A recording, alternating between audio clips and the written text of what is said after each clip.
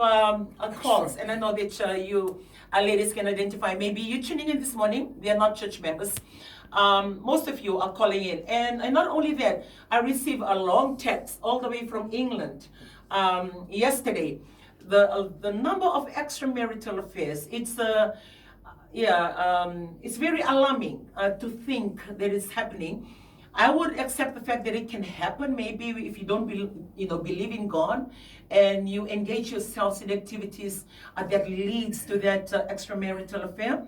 But I cannot accept the fact that you are attending church and you are worshiping God and you have your husband and you have your children, but yet you still go ahead and commit those kind of sinful things that it affects. It's the repercussion of your action. Can be traumatizing, to your children as well, to your family. This is the conversation, or this is the topic that most people don't want to address, or they don't want to talk about it. And I know you're listening in. That's why maybe you don't like New Methodists, or I don't like New Methodists. They always pick on the grog, they pick on these things, they pick on Lasei Tumba, and that's why you don't like us. But you know what? No one seems to be bold enough to address those things, but we want to be bold enough to address it.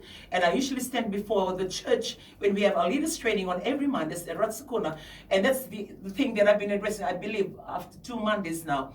Without knowing what is happening, but I believe it's the leadership of the Holy Spirit. And now I'm receiving feedback, then it validates the fact of what the Holy Spirit has led us to address. I was addressing with the leaders of New Methodists, and I know we can do a lot of New Methodists because we can talk about God and what He can do. When God is with you, He can do, things that your mind cannot even fathom. Food on your table, funding that you need to pay for mortgages, and healing, the life He can give you. But we fail to address these little issues or little things that sometimes when you go through those, then money doesn't have any more value. The food on the table doesn't have any more taste. When you look at your children, you're just full of hurt because of this thing that is happening within your home. So I was addressing with the church, and we can a lot in the Methodist and on the regional training. I was addressing with us that these things happen. When you are in church, it doesn't exempt you. Like if you come to church and then you think that you are immune to this thing, that nothing is going to happen. No. It's right there. And that's why in the church, I will always address it. And now with these issues and these things coming in, and like I addressed on Monday, it happens to, pastors' wives. It happens to the senior pastors. So it's something, I believe a lot of people don't want to talk about it, but I want to talk about it. And a lot of people maybe think, okay, we keep this kind of thing. We don't talk about it in church because it's about New Methodists. No, it's nothing to do with New Methodists.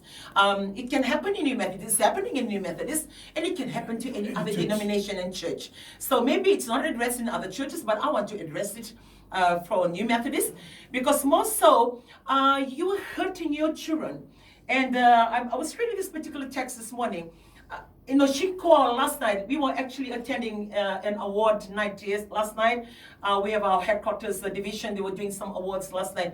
So in the midst of music and everything, that we were sitting out there in this place, in this hotel, the phone rang. And I heard this young woman's voice, and you may be tuning in this morning.